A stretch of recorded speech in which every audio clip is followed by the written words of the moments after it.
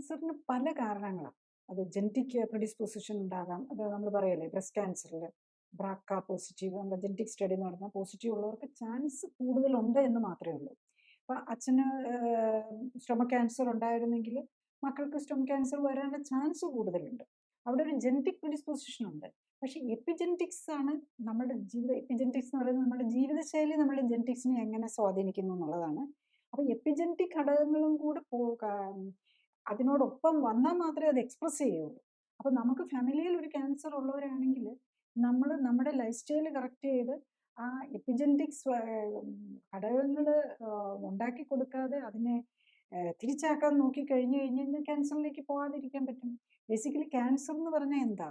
നമ്മളുടെ somatic cells അല്ലെ നമ്മളുടെ ഇപ്പോൾ ഉള്ള സെല്ലുകൾക്ക് വരുന്ന മ്യൂട്ടേഷൻസാണ്.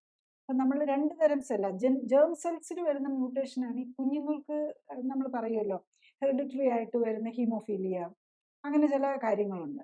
അത് നമുക്ക് വൺസ് ജനിച്ചു കഴിഞ്ഞു കഴിഞ്ഞാൽ നമുക്ക് ലൈഫ് സ്റ്റൈൽ കറക്ഷൻ കൊണ്ട് മാത്രം അതിനെ നമുക്ക് കറക്റ്റ് ചെയ്യാൻ പറ്റില്ല. അത് ജേം സെല്ലിൽ വന്നിരുന്നതാണ്. സൊമാറ്റിക് സെൽ എന്ന് പറഞ്ഞു കഴിഞ്ഞാൽ അല്ലാത്ത സെല്ലുകളിൽ ഇപ്പം നമ്മളുടെ ബോഡിയിൽ ലിവറിൽ സ്കിന്നിൽ ബ്രസ്റ്റിൽ ഇങ്ങനെയൊക്കെ ഉള്ള പ്രോസ്റ്റേറ്റിൽ ഇങ്ങനെയൊക്കെ ഉള്ള സെല്ലുകളിൽ വരുന്ന മ്യൂട്ടേഷൻസ് ആണ്. ആ മ്യൂട്ടേഷൻസ് കൂടി കൂടി കൂടി വന്ന് അതിൻ്റെ ആ സെല്ലിൻ്റെ ഡിവൈഡിങ് ഉള്ള ഒരു കൺട്രോളൊക്കെ ഉണ്ട്. നമ്മുടെ ഇമ്മ്യൂൺ സിസ്റ്റം അതിനെ കൺട്രോൾ ചെയ്തുകൊണ്ടായിരിക്കുന്നത്. അപ്പോൾ ഇമ്മ്യൂൺ സിസ്റ്റത്തിൻ്റെ കൺട്രോളിൽ നിന്ന് അവർ ഇവേഡ് ചെയ്ത് പുറത്തു പോവുകയാണ് ചെയ്യുന്നത്. അപ്പോൾ അങ്ങനെ വരുന്ന സെല്ലുകളാണ് ക്യാൻസർ. സാധാരണ ഒരു ക്യാൻസർ അബ്നോർമൽ സെല്ലുണ്ടായി ക്യാൻസർ സെല്ല് എപ്പോഴും നമ്മുടെ ബോഡിയിൽ ഉണ്ടായിക്കൊണ്ടേയിരിക്കും. അബ്നോർമൽ സെല്ലുകൾ മ്യൂട്ടേഷൻസ് ഉള്ള സെല്ലുകളൊക്കെ ഉണ്ടായിക്കൊണ്ടിരിക്കും. അതിനെ നമ്മുടെ ഇമ്മ്യൂൺ സിസ്റ്റം നശിപ്പിച്ചുകൊണ്ടിരിക്കും. പക്ഷെ ഓൾറെഡി പല അസുഖങ്ങളും ഉള്ളവർ, നമ്മുടെ ഇൻഫ്ലമേഷൻ ലെവൽ ഹൈ ആയിരിക്കുന്നവർ, ഡയബറ്റിസും ഹൈപ്പർ ഇൻസുലിനീമിയും ഒക്കെ ഉള്ളവർക്ക് ഈ സിസ്റ്റത്തിന് കുറച്ച് ബാധിക്കും.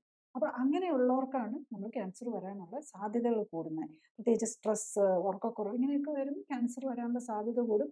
നമ്മുടെ ഇമ്മ്യൂൺ സിസ്റ്റത്തിന് അവിടെ ഫലവത്തായിട്ട് പ്രവർത്തിക്കാൻ പറ്റാതെ വരുമ്പോഴാണ് ക്യാൻസറിലേക്ക് വരുന്നത്. അത് ഏത് അവയവത്തിന് വേണേൽ വരാം. ബ്രസ്റ്റിൽ വന്നാൽ ബ്രസ്റ്റ് ക്യാൻസർ, പ്രോസ്റ്റേറ്റിൽ വന്നാൽ പ്രോസ്റ്റേറ്റ് ക്യാൻസർ, ലങ്സിൽ വന്നാൽ ലങ് ക്യാൻസർ, മൗത്തിൽ വന്നാൽ മൗത്ത്, ത്രോട്ട്, അങ്ങനെ പലതരം ക്യാൻസറുകൾ വരും.